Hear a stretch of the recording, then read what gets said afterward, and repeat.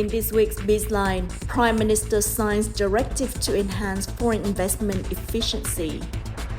And later on, room for Vietnam, New Zealand to boost trade and investment ties. Hello there, you're tuning into Bizline, our weekly economic journal on VTV International. I'm Hoàng Hằng, and as usual, we now take a look at news making headlines in Vietnam's economic scene this week.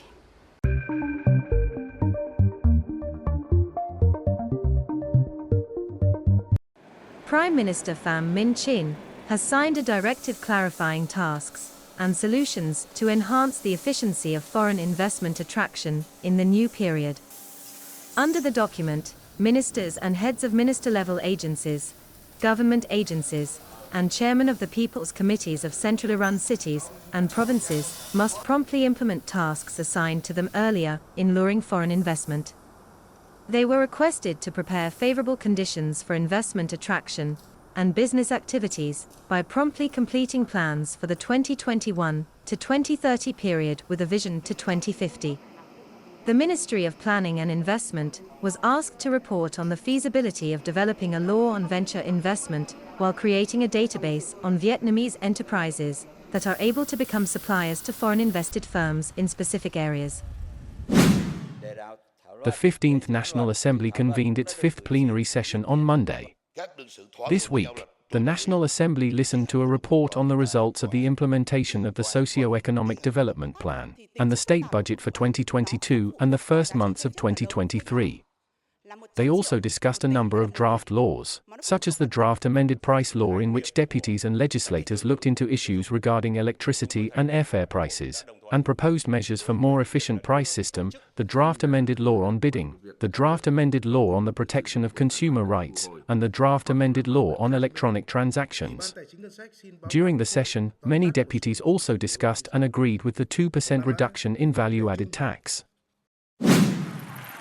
Vietnam jumped 12 positions in the latest Global Business Environment rankings released by the Economist Intelligence Unit, EIU, under the UK's Economist Group.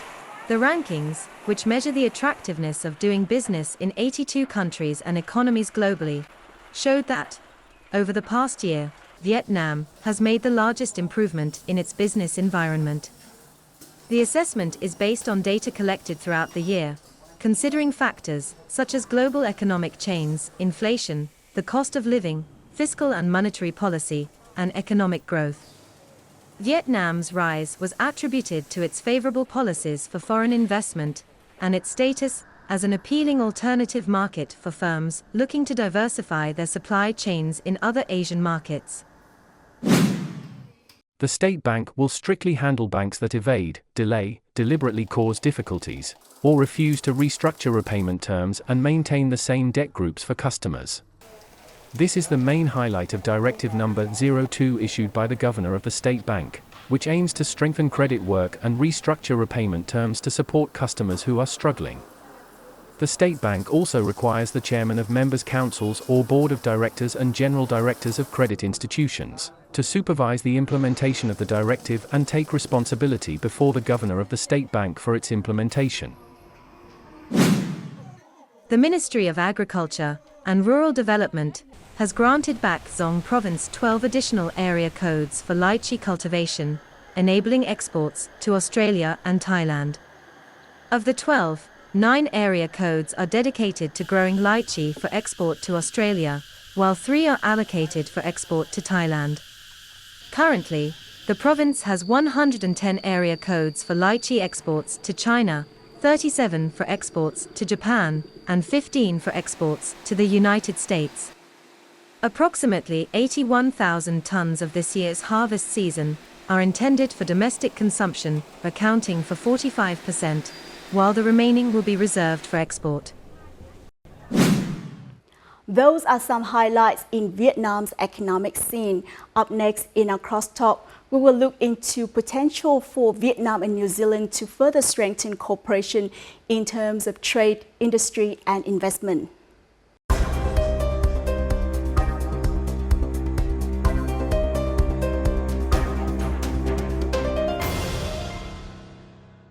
trade between Vietnam and New Zealand has grown strongly since the two countries established the strategic partnership in 2020 with an annual average growth rate of 14.2%.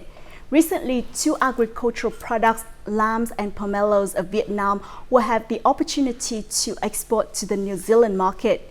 These will be the fourth and fifth fruits of Vietnam to New Zealand after mango, dragon fruit and rambutan.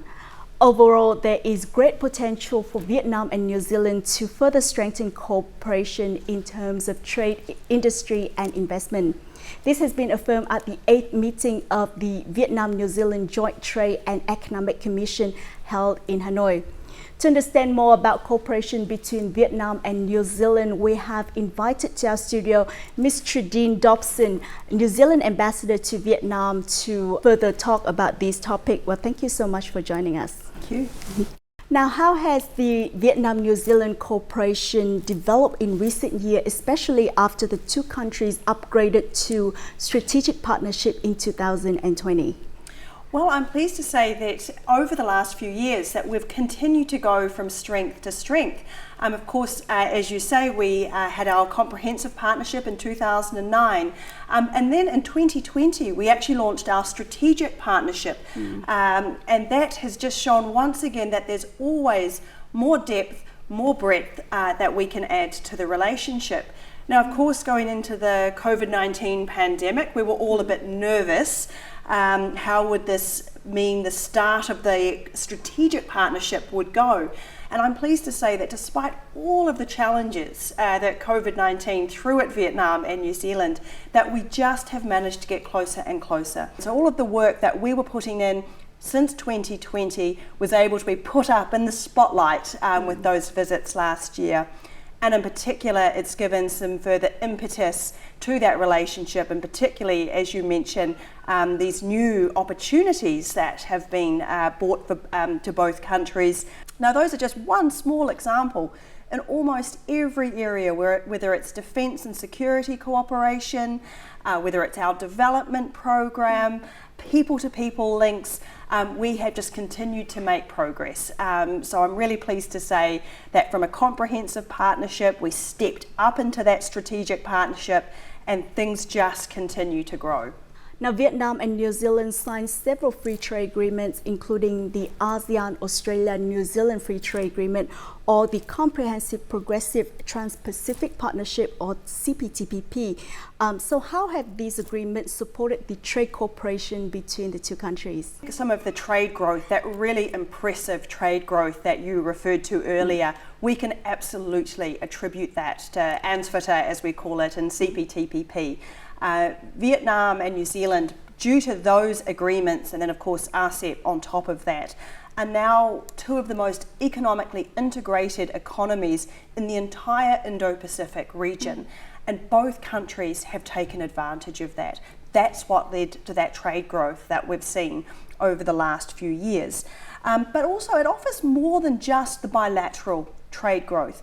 I think COVID again has shown us how important it is for us to have resilient economies and to make sure that we're a diversified economy. CPTPP trade was 26 billion, so greater again, which to me shows how well FTAs can work for countries like Vietnam and New Zealand, small and medium-sized countries, to help diversify trade, and that also means our economies become more resilient. National Assembly Chairman met with New Zealand's Minister for Trade and Export Growth Damien O'Connor during his trip to New Zealand December last year. At the meeting, he expressed that Vietnam and New Zealand share many similarities in the agriculture sector, and there is ample room for trade to flourish between the two countries. The bilateral turnover of Vietnam, New Zealand has increased 4 times, and investment in the two countries has begun to expand. The two sides are working towards $2 billion in annual bilateral trade, but this target remains modest compared to the economic potential, and investment between the two remains low. Therefore, the two economies need to strengthen ties at both bilateral and regional levels to create a larger space for cooperation. At the forum, National Assembly chairman suggested that the two countries still have a lot of potential for cooperation in the fields of tourism, startups, innovation, digital transformation, and the energy sector. He also affirmed that the National Assembly and government of Vietnam are striving to remove business barriers to create the best possible investment and business climate. Trong thời gian tới, với sự cộng hưởng của hai điều tốt đẹp là quan hệ đối tác chiến lược Việt Nam New Zealand và các hiệp định thương mại tự do thế hệ mới như CPTPP và RCEP, với không gian kinh doanh thuận lợi, rộng mở, đầy tiềm năng, tôi mong được chứng kiến niềm hứng khởi mạnh mẽ của các doanh nghiệp New Zealand đầu tư vào Việt Nam. Chúng tôi chào đón các bạn và sẽ cùng các bạn làm nên những thành công cao đẹp mới. Sự thành công của các doanh nghiệp New Zealand, của các nhà đầu tư New Zealand, của các nhà đầu tư nước ngoài cũng là cái thành công của chính mình. At the forum, National Assembly chairman witnessed the signing of an agreement on importing New Zealand strawberries and pumpkins to Vietnam. What can you say about the investment environment in Vietnam? Vietnam is one of the strongest investment regions, markets, not just in the region, in the world. Says everything about how Vietnam is as an investment destination. I think, the experts say, you need to have a number of things. You need to be well integrated into global supply chains. Vietnam has that. You need to have modern systems. Vietnam has that. You need to be well located. That's an advantage that Vietnam certainly has over New Zealand. Policy stability, very important for investors. That's what they're looking for. Can they forecast if what they see today is what they're going to have in 5 years' time and 10 years' time? So Vietnam offers all of those things. What do you think are the strengths of the economy in Vietnam, and also what needs to be improved? There's always room for improvement, and every country strives to find that room for improvement, that marginal difference, which will attract that next big investor.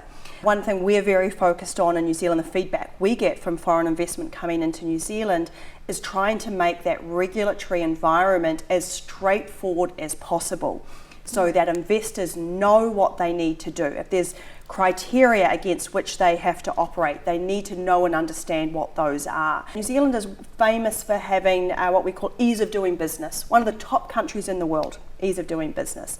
For Vietnam, and at least some of our investors and traders tell us that ease of doing business in Vietnam, that's an area where we could perhaps work together more. And if we worked with Vietnam, sharing some of our experiences, that would be another area where I think Vietnam could further show to its investors, this is a great place for you to be. Former New Zealand Prime Minister Jacinda Ardern on November 15, 2022 attended the Vietnam-New Zealand Business Dialogue on a strategic partnership in trade and investment during her official visit to Vietnam. The dialogue serves as a forum for policymakers in both nations' businesses to exchange ideas, seek business investment opportunities, and promote bilateral trade. We enjoy a very high percentage of renewable electricity, in particular in New Zealand through hydro, and our target is 100% renewable electricity. We have a lot of experience in that space, and we've been through that. So I think what we can bring is a lot of experience to Vietnam. Vietnam is New Zealand's 15th largest trading partner, with a total two-way trade turnover of $1.47 billion, an increase of 400% compared to 2009. In the past 2 years, trade turnover continued to grow despite the impact of the COVID-19 pandemic. At the dialogue, businesses also discussed continuing mutual market access for agricultural products, especially given that many markets are currently shrinking. It's slightly different here in Vietnam because of the different climate, but there are many technologies and systems that we can apply here, and we've had some long-standing partnerships, particularly in the dairy industry, where we can help increase the productivity of each and every cow, make them more efficient, but also help with the ways that we milk and manage those animals. If I think about the dragon fruit project, where we're working together with Vietnamese partners to develop new varieties of dragon fruit, to look at improving the productivity. So Vietnam has some wonderful fruits that New Zealanders would love to have in their fruit bowl. And, With the COVID-19 pandemic under control and the border reopening, businesses are expected to seize the opportunity for the two countries to develop tourism and promote cooperation in education. Recently, New Zealand signed an agreement to open the export market to Vietnam's limes and pomelos. So how do you rate the quality and potential of Vietnamese fresh fruit to enter the New Zealand market? I think when our former Prime Minister visited last year, she described the market opening for Vietnamese limes to New Zealand as being about green gold. She described limes as green gold. Now, the reason for that, of course, is that New Zealanders, we love food. We love food, we love our drinks. And we're known for being very good producers, and we are good at producing certain things, but limes are really hard to grow in New Zealand. You need a certain kind of climate that we only have for a very, very short period each year, and only in a very small number of regions. So that's why we talk about limes being green gold, because they're so expensive in New Zealand outside of the season.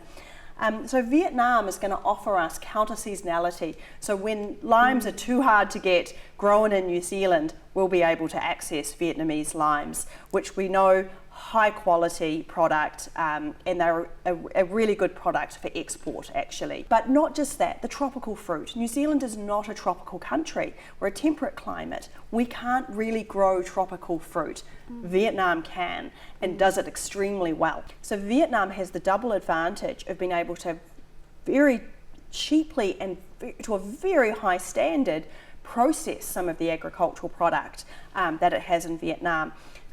Everyone knows I talk passionately about passion fruit, and I hope we can talk more about that further.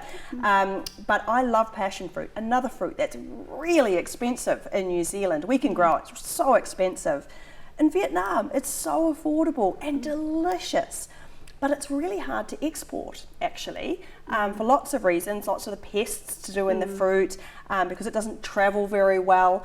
And so I keep saying to Vietnamese who work in the agricultural sector here, you need to be able to process the passion fruit, send it as a high value product to countries like mine that want to put it in our baking.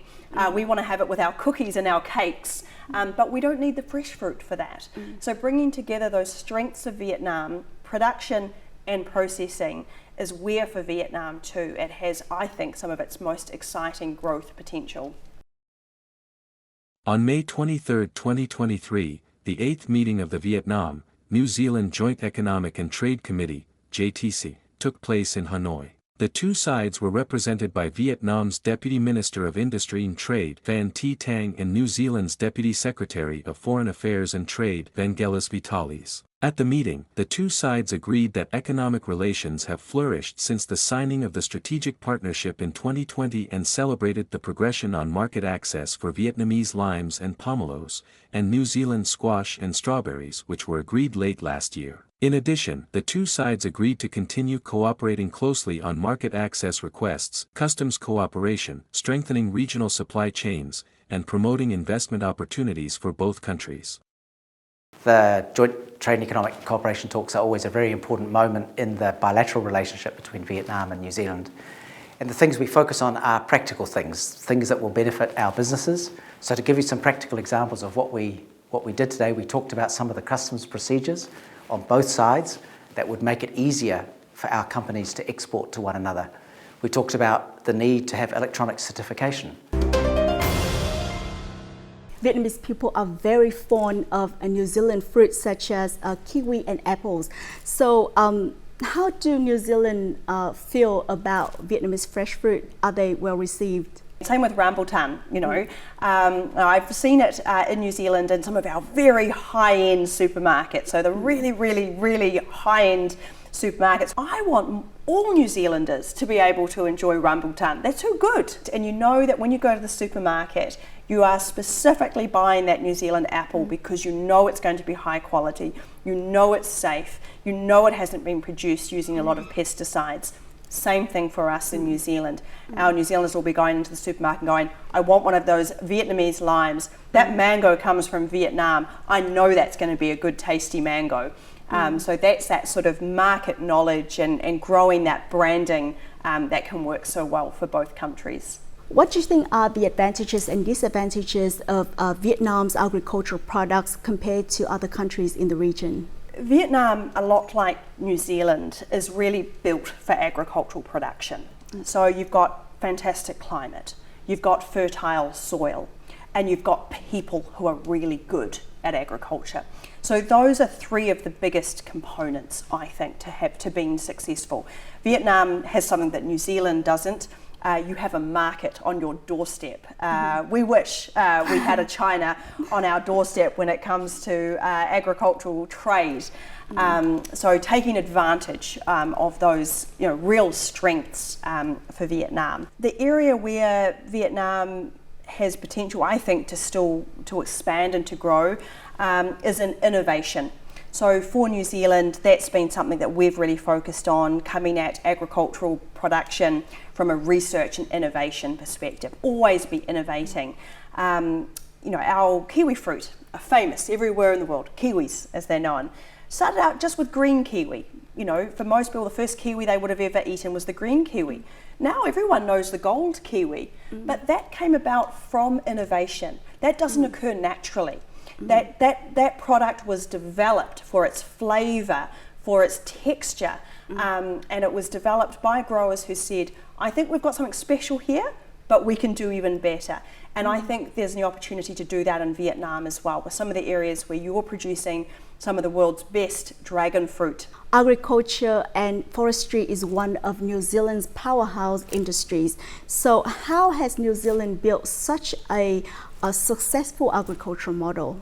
We have a natural advantage for all the reasons that I've mentioned, climate and fertile soil. You don't get to be the kind of producer and exporter that New Zealand is without really investing in that sector. And we've invested monetarily, obviously, but most of all we've invested knowledge and know-how. And we have put at the centre of our agricultural sector adaptation, adapting to the environment. A couple of good examples for you. In the 1980s, we went through a very difficult economic period, a very difficult time in New Zealand. And we went through a whole lot of economic restructuring during that time, including particularly in our agricultural sector. We ended all subsidies in our farming sector. Very painful for farmers. But we reinvested in innovation and research, science and research. What that meant was that we went, for example, from having 80 million sheep at the time, 80 million. We halved the number of sheep down to 40 million, but we doubled the yield of those sheep. So we had half the number of actual little sheep running around, but the amount of meat and wool that they had doubled. And again, we did that through science, research and innovation. What does Vietnam need to learn from New Zealand to add value to its agricultural product as well as to develop sustainable agriculture? New Zealand has been very focused on, particularly over the last 30 and 40 years, is taking a systems-based approach. Now that's systems in supply and systems in production. And the reason why that's important for New Zealand is that when people trust your system, it doesn't matter what the product is, whether it's sheep meat, whether it's timber, or whether it's fruit, whether it's an apple or a kiwi, they trust that our systems mean that we will have produced that product to the highest standard. It's safe, it's nutritious, it's environmentally sustainable as a product. And then they know that in its supply chain, so from the moment it's taken off the tree, if it's an apple, the moment it's taken off the tree in New Zealand until the moment it arrives on someone's plate here in Vietnam, that the system that's gone around that has been based on safety, on science, and has been well managed, creates trust with the consumer. Meeting with Chairwoman of the Committee for Foreign Affairs, Defence and Trade of New Zealand Jenny Salisa, National Assembly Chairman highly appreciated the cooperation between the specialised agencies of the National Assembly of the two countries. The National Assembly Chairman also suggested the committee pay attention to promote cooperation in science and technology, respond to climate change, cooperate in training UN peacekeepers, continue to consider market access requirements for other agricultural products of Vietnam. On the same day, National Assembly Chairman Vang Den Hue had a meeting with New Zealand's National Party leader Christopher Luxon. The top legislator affirmed the importance Vietnam attaches to relations with New Zealand in all party, state, parliament and people-to-people exchange channels, including ties with different political parties of the New Zealand Parliament. In reply, New Zealand's National Party leader Christopher Luxon stressed that the two countries should step up partnerships in education training, people-to-people exchanges, and dairy production and processing. Meeting New Zealand's Education Minister Chris Hipkins, National Assembly Chairman emphasized that education is an important cooperation area in bilateral ties. He added that about 3.5 million Vietnamese people will have demand for higher education by 2035. For his part, New Zealand's Education Minister Hipkins said New Zealand pays due attention to educational cooperation with Vietnam, and that the two countries still have much space to step up collaboration in this field. Now, Vietnam and New Zealand celebrate the establishment of diplomatic relations in June, which is coming up very soon. And as the two nations are heading toward 50 years of diplomatic relations, how do you expect the cooperation between the two nations will develop in the future? This is a really great opportunity for us to always, with an anniversary, to reflect back on our past, to reflect back on where the strengths are, and then to take that and think, okay, what does that mean for our future together? I don't want to give anything away yet, but we are absolutely looking at new areas of cooperation. That it will be a great opportunity to work in some of Vietnam's more remote provincial areas, working with female farmers, working with some of Vietnam's ethnic minority groups, for example. I'm Māori, I'm part of New Zealand's Indigenous community, and Māori economic development has been a real priority for New Zealand, for our government, ensuring that Māori can benefit from trade in the same way as other members of our community. And I know that for Vietnam that's been a concern as well, making sure that Vietnam's ethnic minority communities have the same opportunity for development as everyone else. We've learned some lessons along the way in that area, and I hope that's something that we might be able to work further with Vietnam on in the future. Tourism, of course, so important to both countries. Both countries very strong in tourism. But I think with climate change, with more green consciousness from tourists these days, I think that there's some areas around sustainable tourism that we could cooperate with. And I think there's new areas that are developing. One area that we talked about a lot this week with a visit of a senior official from New Zealand, digital transformation. Well, once again, thank you so much for joining our Bizline program. Since establishing diplomatic relations in June 19, 1975, Vietnam has become New Zealand's 13th largest trade partner. The two-way trade hit $1.2 billion in 2022, up 14% year-on-year. Besides agriculture, two countries have planned to strengthen bilateral cooperation in trade, investment, clean technology, supply chain, education, aviation, and tourism. And on that note, we wrap up this edition of Bizline. Stay with us for more content, or if you're on the go, feel free to download our app VTV Go from App Store or Google Play, or subscribe to our YouTube channel VTV4 Go. Thank you for tuning in, and until next time.